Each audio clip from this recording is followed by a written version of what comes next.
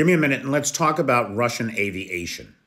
Now, we know that we've seen an increase in serious aviation incidents among Russian commercial flyers. A threefold increase, in point of fact. There were 50 such incidents in 2022, 150 in 2023 to date. Now, it is important to recognize that these planes are stolen, that when the war, they're leased from the leasing companies in the West. They're not owned by these Russian airlines. And when Russia invaded, they can't, either the airline carriers or Russia or both in some cases, canceled the contracts. And they were supposed to return these planes. They didn't. They just kept them. And we know that a lot of these planes have been going to Iran for service using unauthentic parts. There was a report back in the New York Times in May, I want to say, that detailed all of the parts, tens of millions of dollars worth of airplane parts that had come into the country, avoiding sanctions, authentic parts from Boeing and others. But apparently it is not enough. It is not enough. Ukrainian military intelligence has released documents that they say are from the Russians and that detail the problems that these planes are having.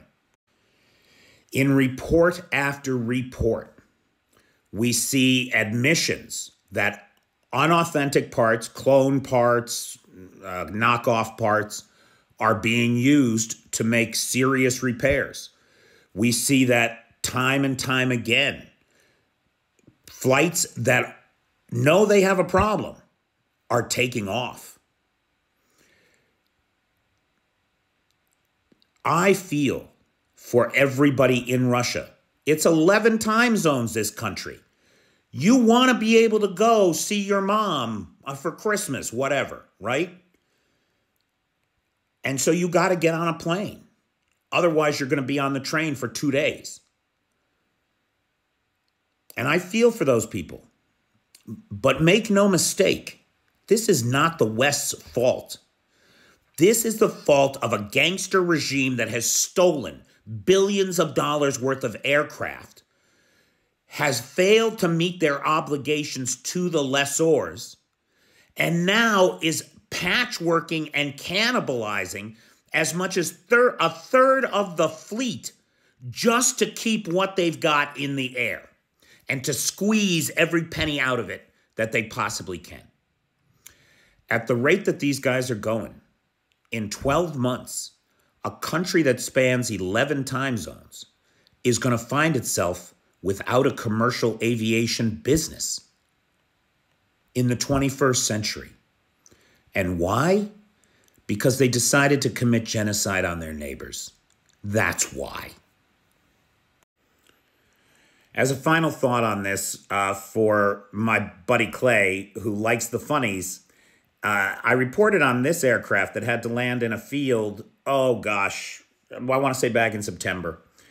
Today, they've had to put a fence around it, right? Because they can't get it out of there. They've had to put a fence around it because the locals keep breaking in and they've stripped it bare, apparently. Which is a riot to no end to me. I also want to thank Mike Ryan, who is the sponsor of this video. Thank you, Mike. Mike's a Patreon supporter. And if you'd like to have a video sponsored, please join the Patreon at the $30 level or more a month. Thank you, Mike. What do you think, Clay? Fucking funny, right, dude?